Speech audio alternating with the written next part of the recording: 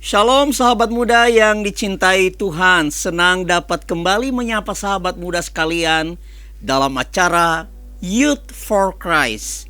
Saya Pendeta Novel Manwau dari Gereja Banua Keriso Protestan Nias BKPN Jemaat Jakarta, anggota PGIW DKI Jakarta. Renungan kita hari ini Selasa 14 April 2026 ditulis oleh Ibu Elidia Praptanti dari Yakoma PGI dengan judul Buah Sulung Kebangkitan yang didasarkan pada 1 Korintus 15 ayat 19 sampai 28. Sebelum membaca Alkitab dan merenungkan firman Tuhan, mari kita berdoa. Kembali pada kesempatan yang indah ini ya Tuhan, kami mau membuka Alkitab kami, merenungkan firman-Mu tentang kebangkitan Kristus. Karena itu Tuhan, kami berdoa pimpinan Allah atas kami, supaya kami bisa mengerti kebenaran firman-Mu. Terima kasih ya Tuhan, demi nama Yesus kami berdoa. Amin. Sahabat, nats Alkitab yang menjadi pusat refleksi kita hari ini adalah 1 Korintus 15 ayat 20. Namun yang benar ialah bahwa Kristus telah dibangkitkan dari antara orang mati sebagai yang sulung dari orang-orang yang telah meninggal. Sahabat muda, tidak sedikit orang yang hidup dengan prinsip yang penting sekarang bahagia. Media sosial dipenuhi unggahan tentang pencapaian, kesenangan, dan gaya hidup bebas. Banyak mahasiswa rela berbuat curang dalam ujian demi cepat lulus dan terlihat sukses. Alasannya sederhana, hidup terasa singkat dan penuh tekanan, sehingga ingin menikmati segalanya sesegera mungkin.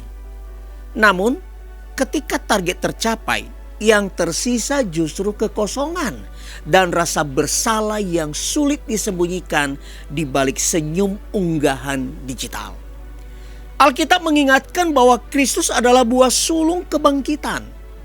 Kebangkitan Yesus bukan sekedar peristiwa rohani di masa lalu, melainkan jaminan bahwa hidup manusia tidak berhenti di kubur. Jika Kristus bangkit, maka masa depan orang percaya tidak berakhir di dunia ini. Pengharapan kebangkitan memberi makna baru pada perjuangan, ketaatan, dan kesetiaan.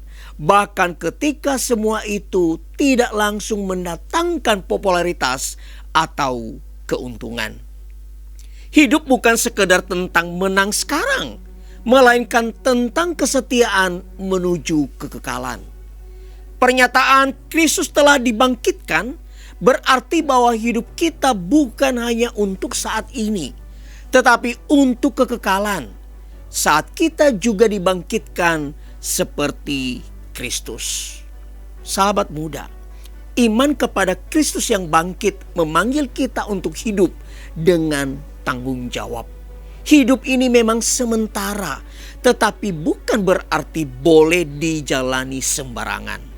Setiap pilihan dalam studi, pekerjaan, relasi, dan integritas memiliki nilai kekal.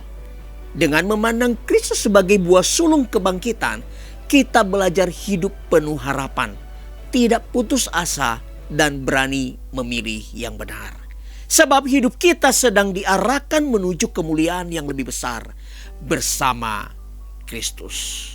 Mari kita berdoa. Tuhan, Kristus telah bangkit dari kematian, dan itu memberikan kami pengharapan akan masa depan, masa kekekalan.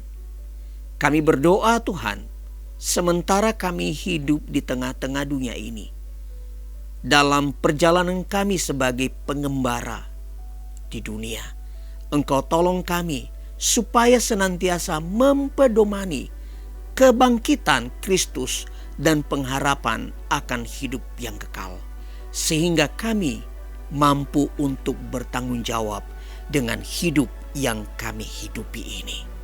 Terima kasih, demi nama Yesus kami berdoa. Amin. Sahabat muda, demikian renungan kita hari ini. Jangan lupa subscribe, like, dan bagikan kepada sahabat-sahabat kita yang lain. Tuhan Yesus memberkati.